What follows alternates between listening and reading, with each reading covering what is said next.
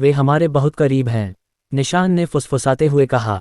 हमें जल्दी करना होगा। वीरेंद्र ने तलवार कसकर पकड़ी। हम महान नाग ऋषि शेषराज के पास जा रहे हैं। वे हमारी मदद कर सकते हैं। क्या वे इतने शक्तिशाली हैं कि इस समस्या को हल कर सकें? अग्निराज ने शंका जताई। हमें कोशिश करनी होगी, अर्णव ने धीमे स्वर में कहा। अर्णव की हालत बिगड़ रही थी। उसकी सांसें तेज हो रही थीं, उसकी आंखों में अजीब सी चमक थी। हर रात उसे भयानक सपने आते थे, जैसे कोई उसके अंदर से निकलने की कोशिश कर रहा हो। आखिरकार वे शेषराज के पास पहुंचे। एक गहरी गुफा के भीतर एक विशाल नाग अपनी कुंडली बनाए ध्यान में बैठा था। उसका रंग नीला था, उसकी आंखें शांति और ज्ञान से भरी थीं। क्यों आए हो, बालकों? उसकी आवाज़ गहरी और स्थिर थी, जैसे कोई सदियों पुरानी नदी बह रही हो। वीरेंद्र ने आगे बढ़कर कहा, महान शेषराज, हमारे साथी अर्णव के अंदर कुछ अजीब हो रहा है। हम चाहते हैं कि आप उसकी मदद करें।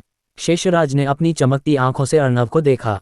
कुछ क्षणों की शांति के बाद उन्होंने कहा, तुम्हारे भीतर कुछ अज्ञात शक्ति है, पर यह कोई साधारण शक्ति नहीं, ये नागकुल का अभिशाप है। अर्णव ने सिर झुका लिया।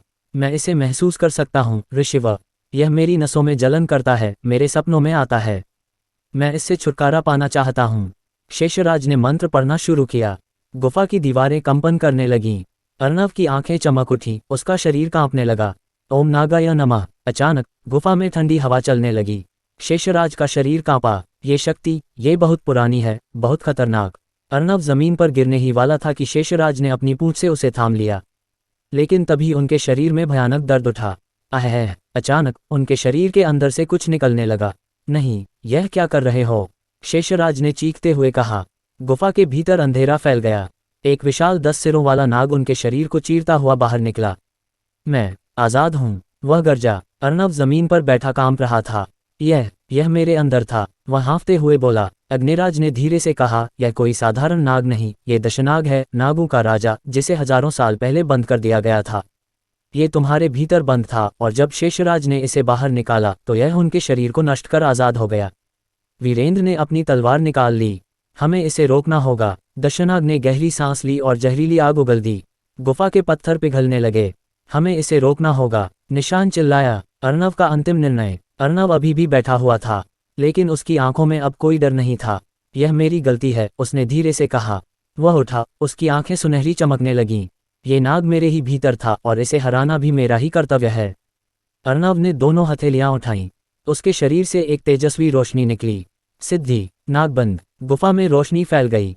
दशनाग चीखा, उसके 10 सिर दर्द से तड़प उठे। नहीं, नहीं, मैं फिर से कैद नहीं हो सकता।